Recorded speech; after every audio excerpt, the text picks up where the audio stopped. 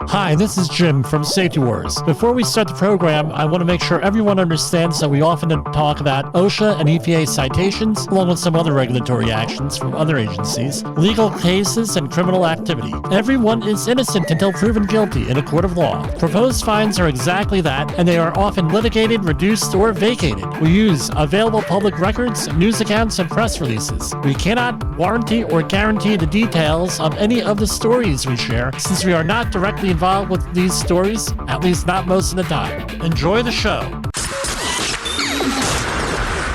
This show is brought to you by Safety FM. And from OSHA Region 3, we are still here.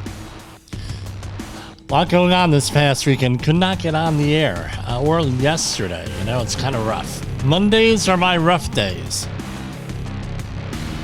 How's everybody doing out there? Hopefully you have not been impacted by the shooting in New York City yesterday. We're going to be talking about that, and we're going to be going over some active shooter safety here from the FEMA Independent Study Program. Later in the show, I want to get through the news. There is a lot of news out there with this. Right, quick thing here, right? Hold on.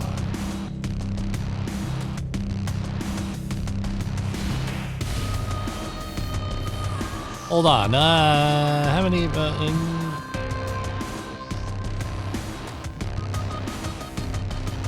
All right. So, put all of this in perspective, right? And I think no, I'm not going to talk about the politics. So we get a little bit further down into all of this. Some more information comes out. I mean, that's going to be a special program. It's not going to be on this year's Safety FM. It's going to be on Rumble and Brighteon. Why? Because I tell you what, I'll probably get thrown off everything with that. And I'm not saying anything bad about anybody. It's just too controversial there. But we know, I think it's what I've been saying for years, and now finally the roosters have come home on this one, or the chickens have come to roost, whatever the saying is. We're being manipulated, we're being lied to on this stuff. Now, I Googled just now, just out of thing, right? According to AI Overview, here. This past weekend in Chicago, at least 18 people were shot, one fatality, according to Chicago police. According to CBS Chicago, the weekend violence included a mass shooting on the west side where 4 people were shot, another mass shooting on the south side also left 4 people injured. And there are a lot of people here in the talk radio sphere, the blogosphere, that always point this out, and they're trying to use this as a game of distraction. It comes across as, well, Chicago is bad, so therefore it's okay if something like happens in New York, like yesterday. That's not what my point is here. Far from it. Mass shootings are wrong, regardless where they are. Why is this one getting so much coverage? Right? 4 people killed, police officer killed. Tragic. Our hearts go out to everything. Well, we need to have some serious conversations here on the national level. And as we do know, and I'm not bragging, people in other producers from other radio shows listen to this show. So maybe we could get a national conversation on this. We know we're being manipulated. Look at all the political crap that's come out in the last 2 weeks with the 2016 and 2020 election. We know that, all right? I could go back further than that. We have shootings in Chicago every week and all over the rest of the country. And it's really only in a handful of counties that a lot of this stuff happens relative to everything. Why aren't they on the news every day? Why not? We have a shooting in New York, not to mitigate. I mean, this is horrific. We have a shooting in New York, and it's been nonstop. Why? A couple of reasons why. One, the news business is business. Right? Remember that. When you are going here and I'm looking to cover things on this show, and I know the Rated R Safety Show, Jay Allen's let me in on a little bit of info, how he collects info and everything and organizes things. Right? You want it easy, right? You want it easy. It's a resource. It's a natural resource. Think of it that way. The news. And if you look back, right, going way back to 2000, you had 8 years of Bill Clinton and Al Gore. When they went on vacation, where did they go? Exotic vacations. They went, right, Martha's Vineyard. They went, Europe. They went Korea. They went all over. They're really nice vacations. George Bush came in. Where did he go on vacation? Back to Texas. I forget the name of the town in Texas. Went up to Kennebunkport, right? Kennebunkport side. I've been there many times. Vacation in Kennebunkport way back in the day. Wonderful place, but it's not Martha's Vineyard. It's not an exotic location. And what was, now we got to go back, and everybody hated it because now on the news, you can see they're all annoyed and everything else. They got to go in the middle of nowhere. They're having their press conferences in a high school auditorium and everything else. And then Barack Obama came in with Joe Biden again. Joe Biden had nice properties allegedly down in the Virgin Islands. U.S. where the ships come in and they dock on the other side of the harbor was his house. At least that's not what our tour guides said. No, they had nice area.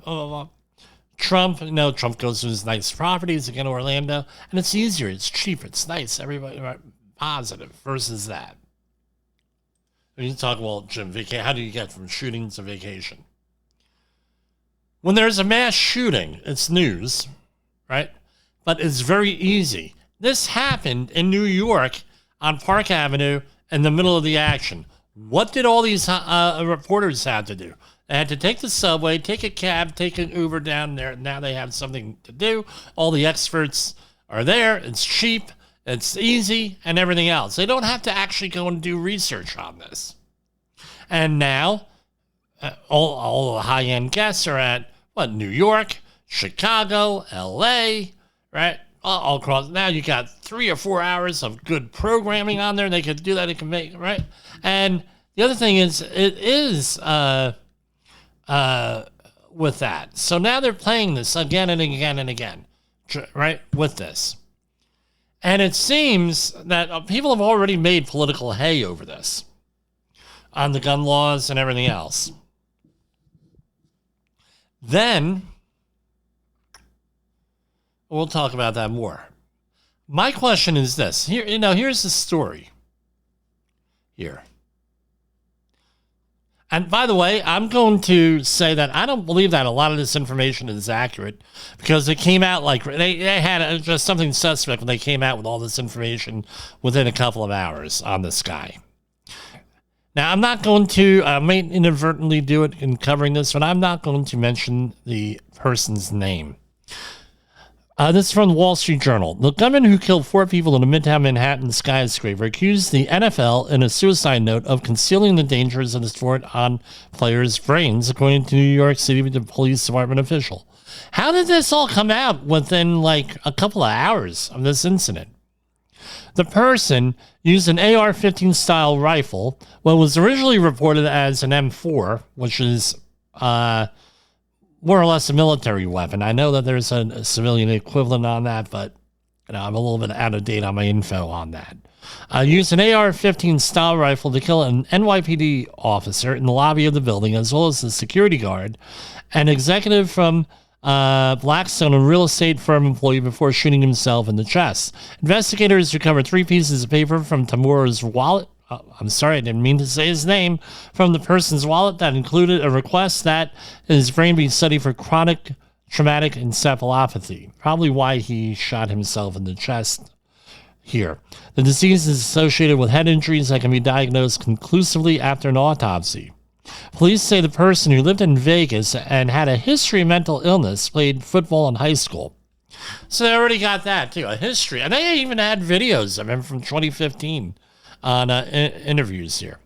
Police say the person who had a mystery, quote from the letter, allegedly, the league knowingly concealed the dangers to our brains to maximize profits. They failed us. A spokesperson in the NFL referred the request for comment to the NYPD. Some of the others sort of say there's no record of him playing in the NFL, only in high school. Right? And this, the building where the shooting took place, 345 Park Avenue, is the heart of Midtown Manhattan and has offices for the NFL, Blackstone Accounting, and accounting for KPMG, and a real estate management firm from the Rudin Management. And they're going on and on and on. You know, and they have here a nice timeline, right? And they put together, how did all this stuff come out? That's my question. How did it all come out so quick? I'm not saying there's any malfeasance here, but my question is, how much of this stuff is going to be redacted or is going to be revised in the next couple of days? Because you already got people making political hay on that as of yesterday, in real time when the incident was happening, or shortly thereafter. I don't know. It's a question here. I think it's a legitimate question. Right? This from the New York Post. NYC shooter, apparent suicide note reveals he admired CT documentary and prominent neuroscientists, according to sources.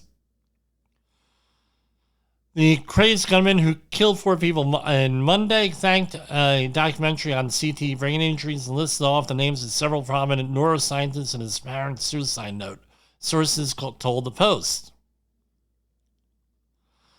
The person who claimed he suffered from CT had scrawled frontline documentary on one of the pages, an apparent reference to the League of Denial doc that probed the links between NFL and brain injury linked to head trauma. Going on and on and on.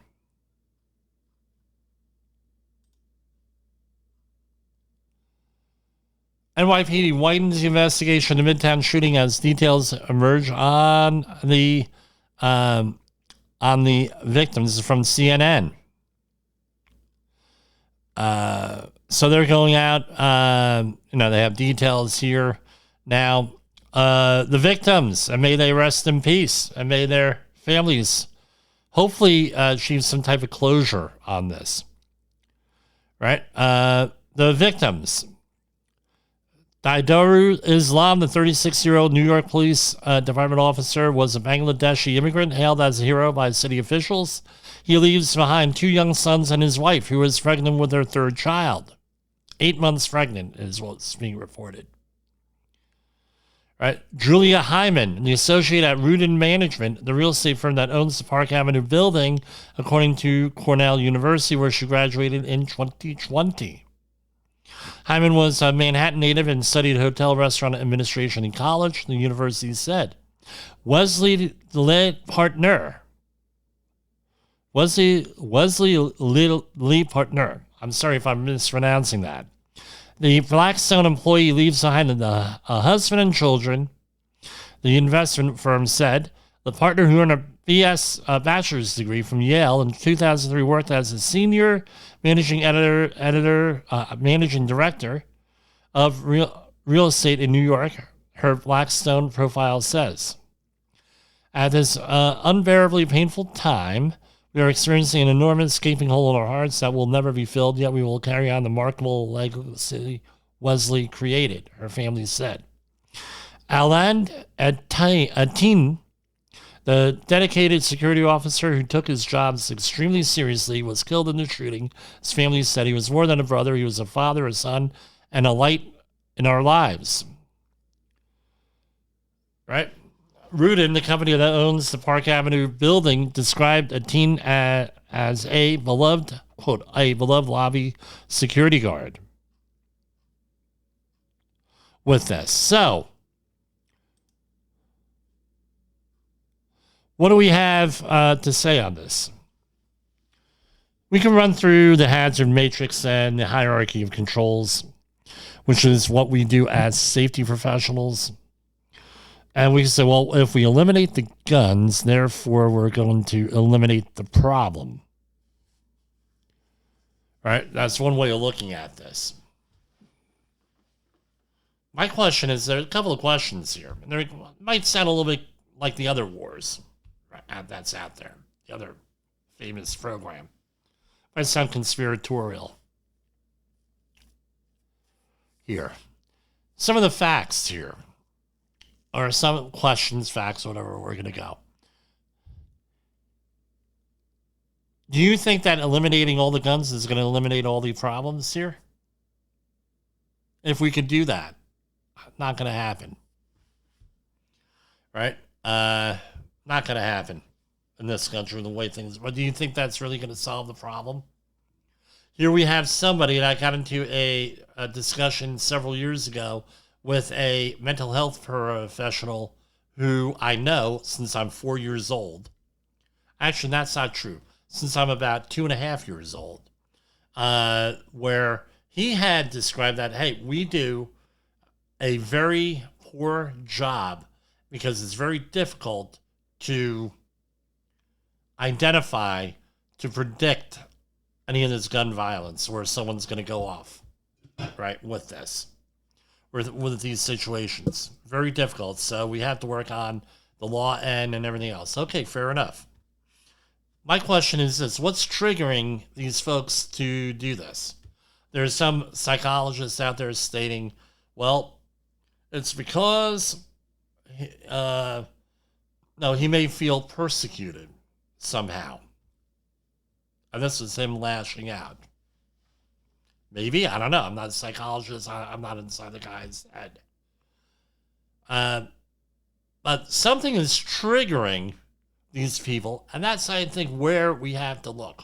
What is causing these people to all of a sudden go nuts here and start shooting things up? Mental health seems to be like a very easy thing to fix, a very easy thing to describe. Unless you have a family member, you work with the mentally ill, you are mentally ill, extremely difficult to explain to people the situation. And it's unfortunately something you have to experience here to try to even get a handle on this. So any of these suggestions from these people, well-intentioned, they may think that they're helping things, but really they're not with this. My opinion, one man's opinion. Number two. So that's what, right? Right? There's got to be a question. Apparently in Nevada, relatively easy to get a concealed carry permit. Why did he have this when he had a history of mental illness? Number three. The man worked as an armed security guard, allegedly. That's what's alleged to go on at a casino or something in Las Vegas, allegedly. They don't do background checks? Really? They don't check out, no interviews, no that. Because I tell you what, to go work on certain projects that I work on, you have to go through a psychological evaluation. If you go on popular dating websites that are legitimate, I'm not talking where it's a free-for-all. You literally have to, and they have you, this one in particular, I met my wife on, they have you go through scores of questions. And part of that is it's built in there to determine whether you are compatible with anyone. Yeah, but to determine whether you're a little bit mentally ill or you have psychological issues. I've known of 2 people, right, at the time, this was 2009, where they actually identified someone's family member was on there, and they identified she got rejected from eHarmony because her questions were not adding up, we'll say.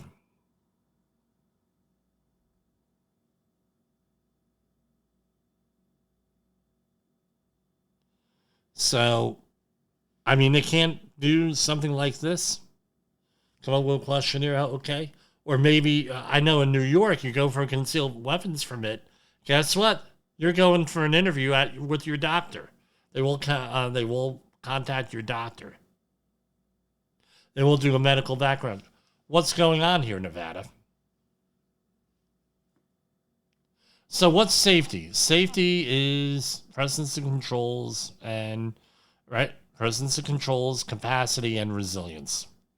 Well, it seems to me that we have to have more capacity in here, right? And we're going to work on the resilience part in a couple minutes with active shooter training from the FEMA Independent Study Institute. Let me go now into the news. We're going to take a brief commercial break, and we'll get back to you. Sorry if lead feather ruffler. I'm going to ruffle some feathers here with that. And how does this apply to your workforce?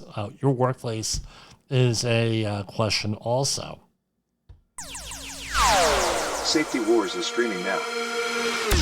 SafetyFM.com. Have you listened or watched the Safety War show? It does stream live on the radio and on the streamer-emers that we have. So if you have not taken a listen to Jim Posel and what the hell he's doing every evening with Safety Wars, I would strongly encourage you to take a view or take a listen, whichever option is available for you, and take a listen to what the hell he has going on. It will take some deep dives in some information that you might be interested in. In the professional safety community, communication and planning are just a few keys to your program's success. The question many practitioners have is, where do I start? Dr. Jay Allen, the creator of the Safety FM platform and host of the Rated R Safety Show, has built a global foundation to help you along the way. Go to safetyfm.com and listen to some of the industry's best and most involved professionals, including Blaine Hoffman with the Safety Pro, Sam Goodman with the Hop Nerd, Sheldon Primus with the Safety Consultant, Jim Posel with Safety Wars, Emily Elrod with Unapologetically Bold, and many others. As individuals, we can do great things, but as a team, we become amazing. Dial into safetyfm.com today and surround yourself with a powerful force of knowledge and support.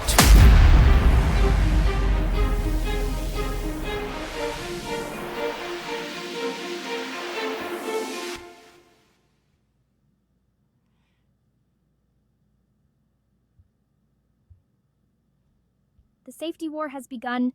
The risks are out there, lurking in every corner of the workplace, threatening our most valuable asset, our people.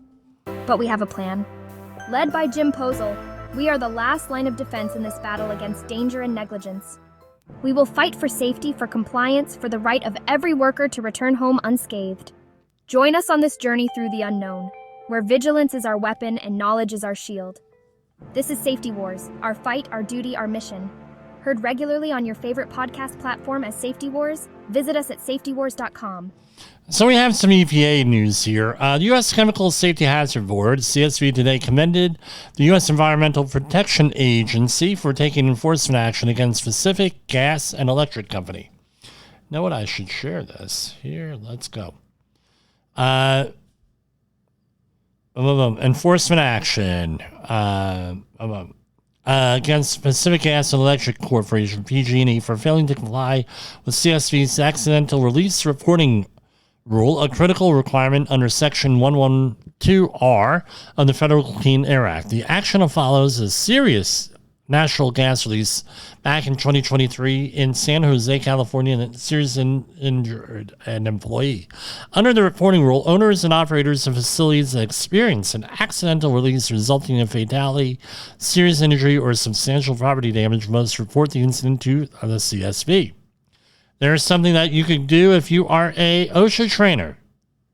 The Clean Air Act gives EPA the authority to enforce a failure to report an accident release in CSV. Not only do you have to report a fatality to OSHA, bookmark this, you also have to report it to the CSV, possibly if it's from a chemical release.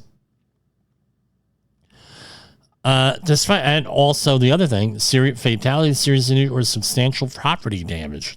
Right? So, something to bookmark here. Despite being advised to the CSV that the company was required to report the release, PG&E failed to submit a report to the CSV following the June 2023 incident as provided by the Clean Air Act. So they were referred to the EPA for enforcement. And this settlement, and we have a copy of the settlement here. All right. So what is the settlement? Now we have it right here. Again, I like it when I try to make it easy. Right. And here is the civil penalty. $45,273 for the violation alleged in the matter within 30 days of final or after the date, right, of the final order ratifying this agreement is filed with the Clerk of Environmental Appeals Board. Right, so basically it looks like they have 30 days to appeal here. With that, they go into interest, right? For the purposes of this proceeding, the respondent, right, for the purposes of the right terms of settlement, A, they admit that the jurisdictional allegations in the CAFO neither admits nor denies the other allegations set forth herein, consents to the assessment of civil penalty as stated below, $45,000 and change, consents to the issuance of any specified compliance or corrective action order, consents to the conditions specified in this consent agreement, and consents to any stated permit action, and waives any right to contest the allegations set forth herein, and waives its rights to appeal. Right? And this is all basically the same thing. Basically, that's it. You're agreeing to this, and it's going to be over. Other matters.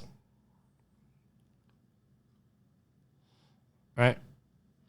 The respondent and claimant agreed to settle this matter without necessity of a formal hearing. So that's on that. Right?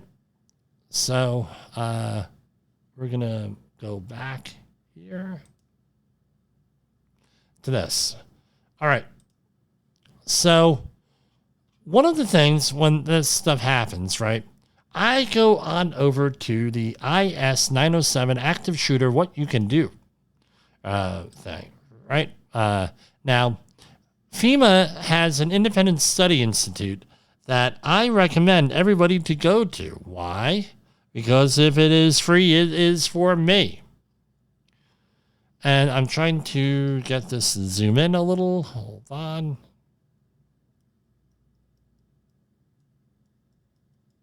Okay. All right, here we go. And here is the transcript. So FEMA has an independent study institute. You could Google that. And it has, I believe, 187 courses, something like that, that are free. You can choose from. And you can get CEUs are assessed with this. Right? So you're able to, with the older ones that are still up there, they have PowerPoint presentations. With the newer ones, they don't have that. They want you to be in there, right? Because dealing with things. So, course description. Please note several updates have been made to this course. Recommend that you review the contents of the course and look over updated materials. If you already passed the exam for this course, you are not required to complete the exam again in order to be current. Okay, great. Updated in 2004. Right? So, voiceover script. Active shooter incidents can happen in any location with virtually any setting vulnerable to this random and senseless violence. They can happen where we work, live, shop, and where we heal, learn, and worship. Right? So this is what you could do. Active shooter incidents are unpredictable and evolve rapidly. Here's some, and I'm going to add some stuff in here, especially in the workplace, it's not your coworker you necessarily have to worry about. It is the people that your coworker may associate with, whether that's a family member, girlfriend, spouse, husband, boyfriend, anything like that come in. And as what happened yesterday, I mean, this gentleman, if we call him that, did not have any known at this point business in that building. Came from outside. So here's the question here with that. This is what happened. What the question is: does your organization know what to do in an active shooter drill? What are those? Good question there here. Right? Individuals trained to respond are better equipped to overcome the initial shock. So you just going in, thinking about and listening to the show and sharing the show are much more likely to survive one of these situations and respond successfully with that. So for example, there's a book out there by Amanda Ridley called The Unthinkable. I highly suggest you do it. Who lives and who survives in a disaster. And just talking about this stuff and thinking about it, making it part of your scuttlebutt or water cooler conversations might be a good thing with that. Don't do what one person organization I know did, that where they took over a conference call that had nothing to do with the situation and had a meltdown in front of like 50 people on the conference call. Probably not the best approach. Right? So we're going to go on through here. Right? And again, right? With that. Active shooter definition. Slide 3. Defines the active shooter. Introduces a hyperlink for a weapon sign in there. Voiceover script. That's what we want. An active shooter, sometimes referred to an active assailant or active killer, is defined by the FBI as an individual actively engaged in killing or attempting to kill people in a populated area. An active shooter can be a stranger, someone you know, a coworker, also known as an insider threat, a family member, a member of the community, or a longtime customer or patron. In most cases, active shooters use firearms. However, perpetrator, you know what I mean, people can and do use other weapons in addition to firearms to commit their attacks. Again, I could go through here, but I don't want to go and give people ideas. But I can think of some ideas here because I read this stuff. So what are we talking about? Blades, explosives or improvised explosive devices, blunt objects, fire or improvised incendiary weapons such as ignited lighter fluid, gasoline, kerosene lamps, and Molotov cocktails, motorized vehicles for ramming such as trucks and cars. Right? Insider threats incidents are possible in any type of business or organization.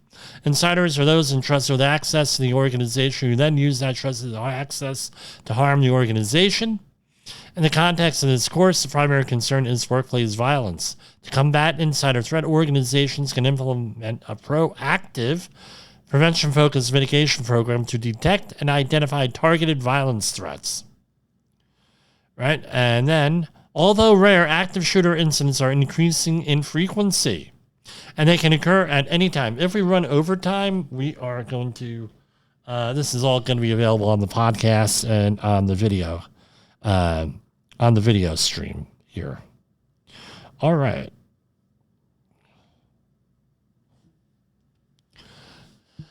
Most active shooter situations occur suddenly and evolve quickly.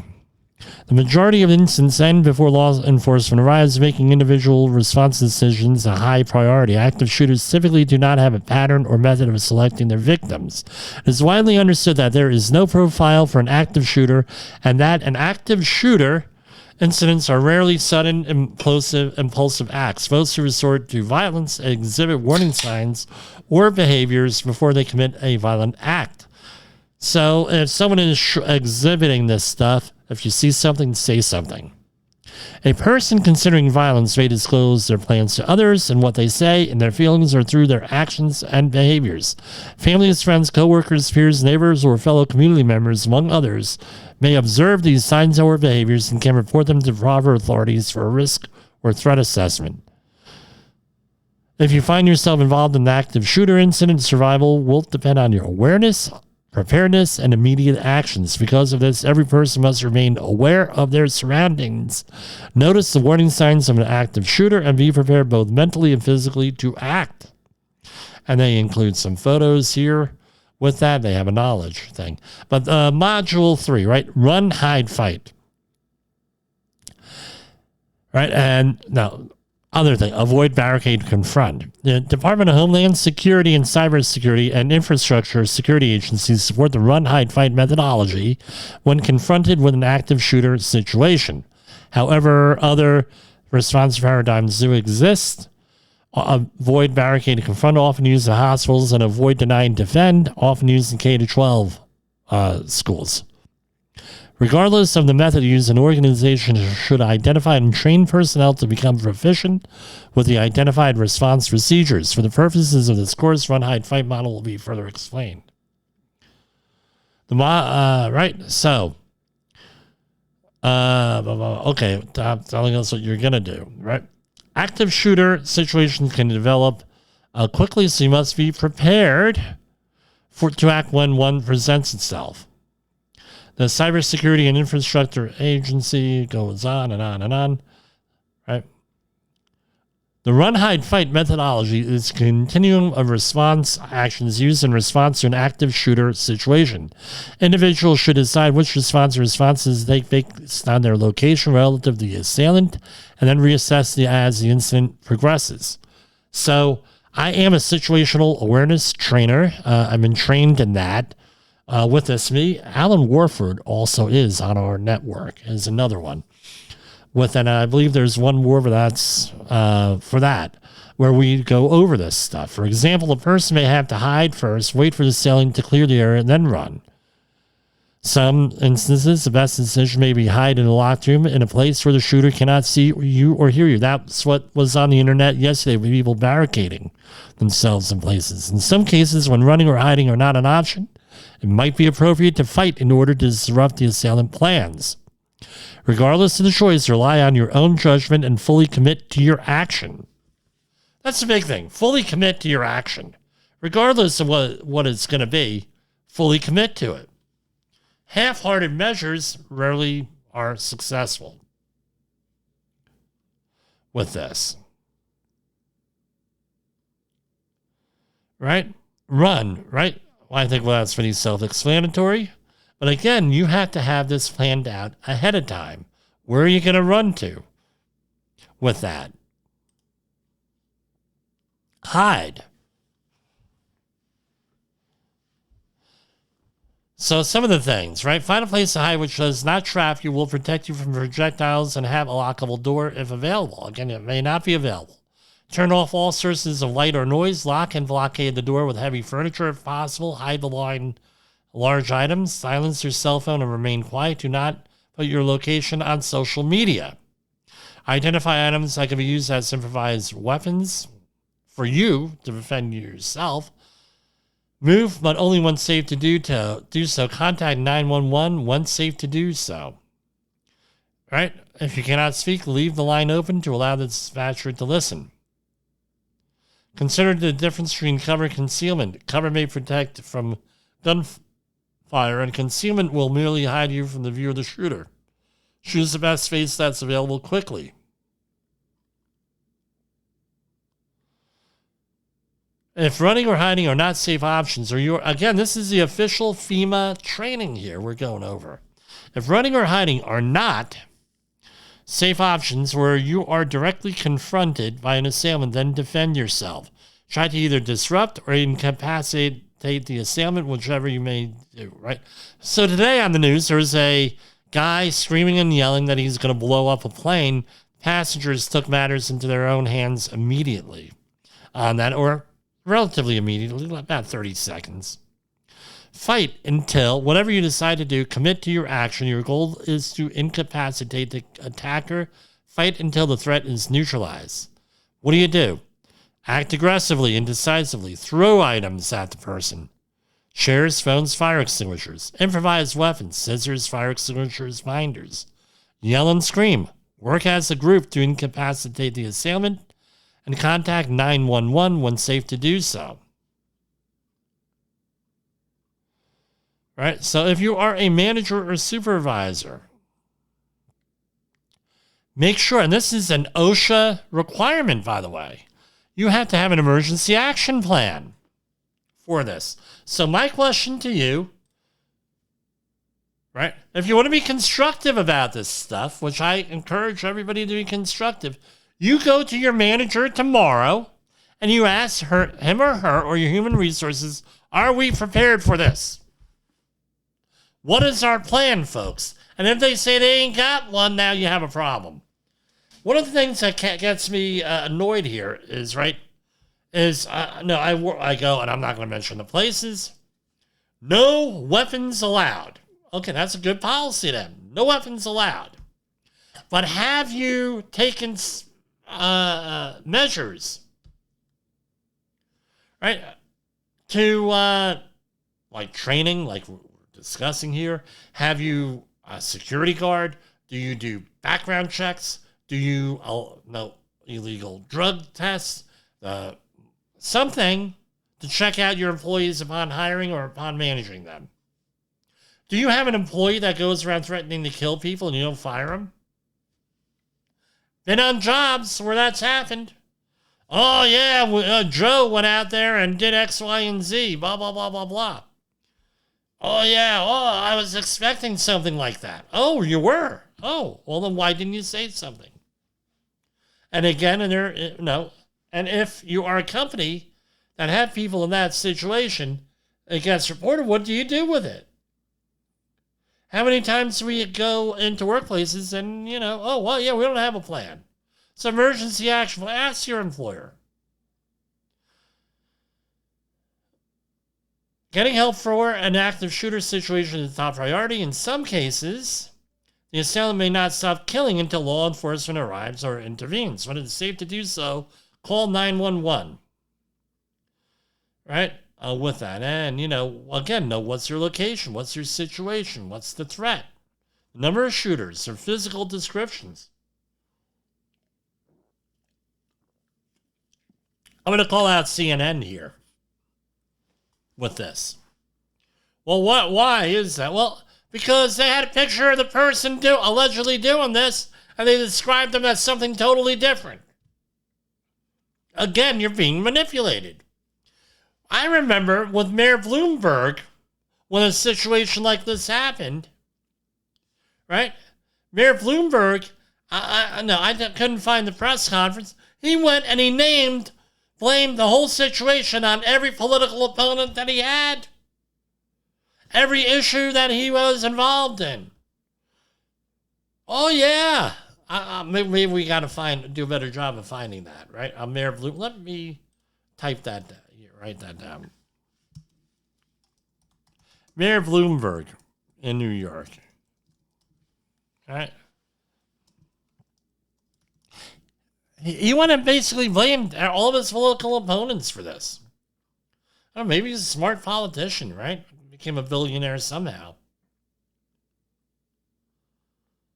Right? While the run, hunt, hide, and fight methodology is an appropriate technique for responding to an active shooter situation, some people may not be able to do that for a variety of reasons. Children, right? Mobility, people who are disabled somehow, handicapped, right? People who are blind, have low vision, have limited English proficiency, who are non-English speaking. Individuals who are deaf or hard of hearing, have cognitive or intellectual disabilities, visitors and patrons of business organization may need assistance in locating the exits. Again, you go to a facility, know where your things are. I mean, I shared way back in the day, before we did the 1 hour format here, well, I had a situation where a building was on fire and the person refused to leave the building, leave the work area because he said, I don't listen to safety people. So you're going to burn to death? Rather, yeah, I'm not listening to you. And they had to send up firefighters to get the guy.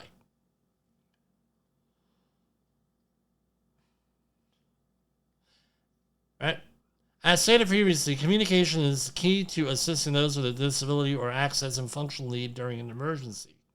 Communicating using your voice and hand gestures can help maintain the individual's safety, independence, and health, and may be crucial for their survival. Recently, one of the projects I worked on about a year ago, we had a guy who made believe he didn't speak English. There are people like that. He spoke perfect English, it turns out. Another guy who couldn't speak English and had to employ for 25 years. Then one day he had a bad day and he forgot it. He said we had a conversation in English. And it could go the other way around. If you don't speak the language of the workforce, could happen. That happens. Cognitively impaired people, that's another one. Mental or behavioral health impacted people. And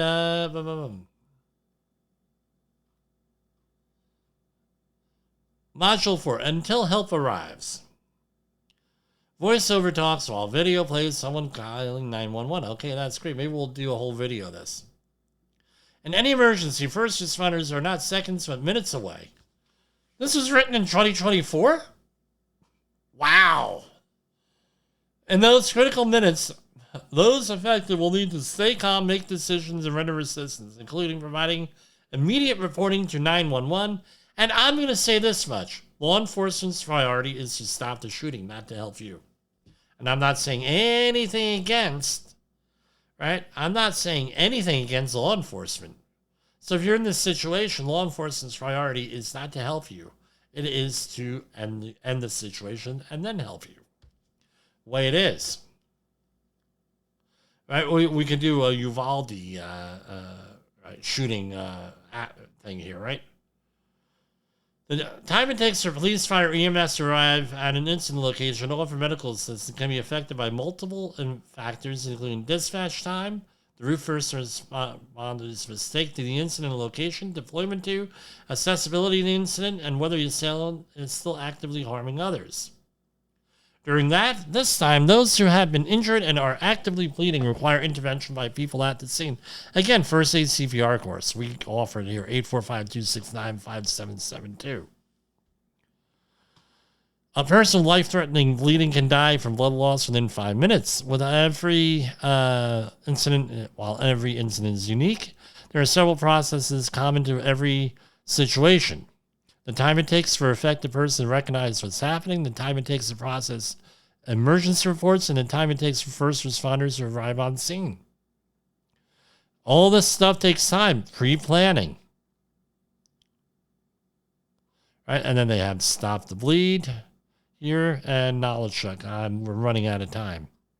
When help arrives, when law enforcement help arrives, their focus during an active shooter, and what I just said, is to stop the threat. This means the responding officers will attempt to locate and stop the shooter. Officers will bypass injured victims because their singular focus on stop the killing. Here.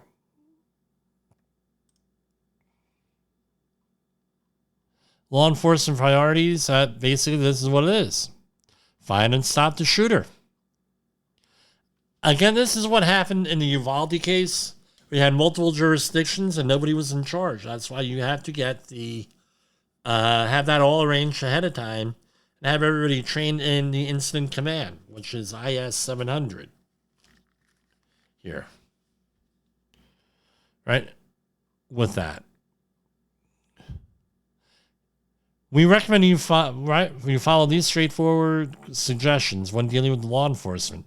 Remain calm. Yeah, how the hell are you going to remain calm in this situation?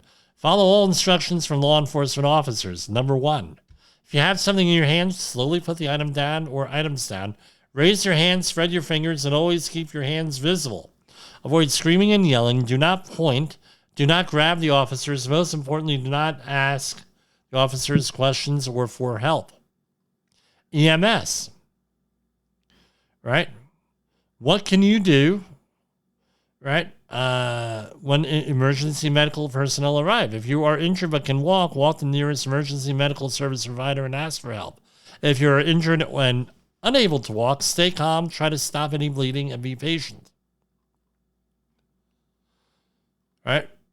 Once you are clear of the incident scene, either from evacuation or at the direction of law enforcement, report to your designated assembly point if you're at your place of business. Again, this wasn't done in Uvalde here, right? With that school shooting. Again, you have to have training. Your local emergency responders or your organization has to have training, has got to have plans, has got to have a plan in place here with this. And of course, at the end, assess your mental, I haven't everything's done, assess your mental and physical health. Ask for help right away. If you're injured, seek additional care or grief counseling as necessary. Become familiar with available mental health services and resources because it may take days, weeks, or months to mentally process what occurred. Coordinate with law enforcement. Law enforcement will need to identify and interview potential witnesses and gather evidence. Be patient and tell law enforcement what you know, saw, or heard.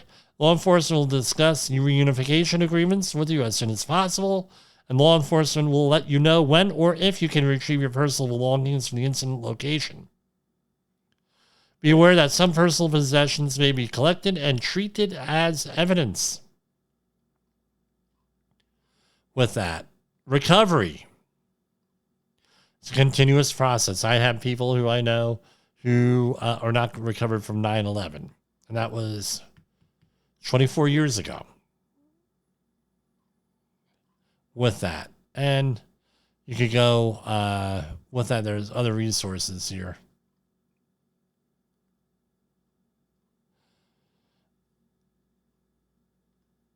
Right. So basically, what you need to do, this is in Recognize, Assess, and Report.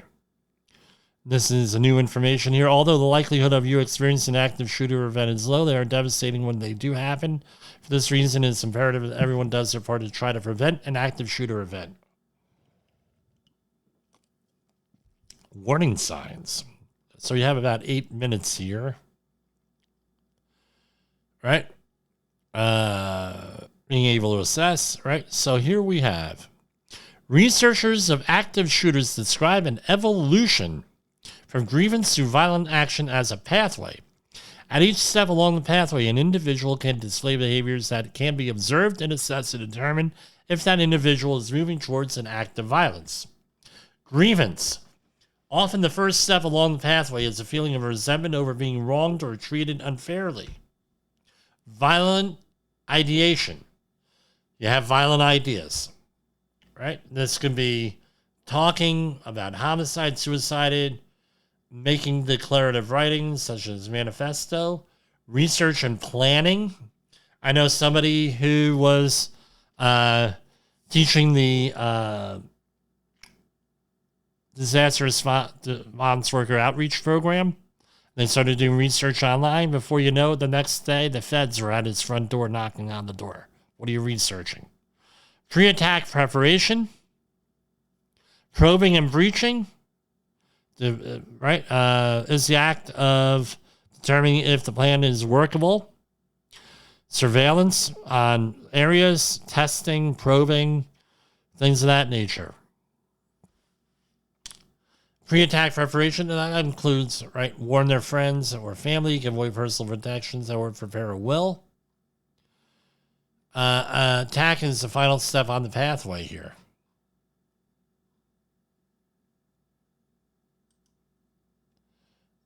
And And of course, let's click on thing and nothing happens. They give you these links and they don't work on this. So let's zoom on down to where we were.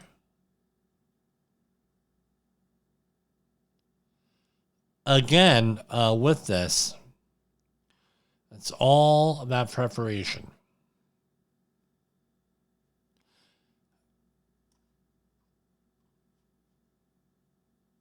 Rather a much longer course than what it used to be. Again, preparing for an active shooter event is important to the individual, organization, community level. For individuals, a personal emergency plan is a guide that you create and includes descriptions of the best possible evacuation route from your working location to safe areas. So if your employer is not doing this crap, it's imperative that you actually do it for yourself. It may include a description of areas where you can hide and objects that you can use as improvised weapons if you must fight, as well as locations of fire extinguishers and first aid kits in the event you need to render aid. It also includes a list of emergency contacts or people that you or others can call in the event of an emergency. Have your own personal plan. If you are a manager or supervisor, right, plan out for your organization. Right? Use effective. The right words can be a powerful tool. Simply saying hello can prompt a casual conversation with the unknown individuals and help you determine why they are there. The oh-no approach. Observe, initiate, and hello, navigate the risk and obtain help. Helps employees detect, assess, mitigate, and obtain help for potential suspicious people and activities. Power of hello approach. Right? These approach describes activities and behaviors that may be suspicious or indicative of criminal activity. These activities may be constitutionally protected and should be reported only when there are articulable facts that support national conclusion the behavior is suspicious. Do not report based solely on protected activities, race, religion, gender, sexual orientation, or a combination of everything. So this is the power of hello. They give you a link, and that link doesn't work. And we could go into all that stuff, and there's different ways. Again, take the course. It's worth it. I'll probably put it into my own overheads. We could do that also. That's all we got for tonight. And, we got a lot more stories. We'll probably, we may record for tomorrow, today, and make an hour or two. We'll see. For Safety Wars, this is Jim Posel. We will see you tomorrow night, God willing. And we'll go. We'll see you tomorrow night, God willing. The views and opinions expressed on this podcast are those of the host and its guest and do not necessarily reflect the official policy or position of the company. Examples of analysis discussed within this podcast are only examples. They should not be utilized in the real world as the only solution available, as they are based only on very limited and dated open source information. Assumptions made within this analysis are not reflective of the position of the company. No part of this podcast may be reproduced, stored in a retrieval system, or transmitted in any form or by any means, mechanical, electronic, recording, or otherwise, without prior written permission of the creator of the podcast, Jay Allen.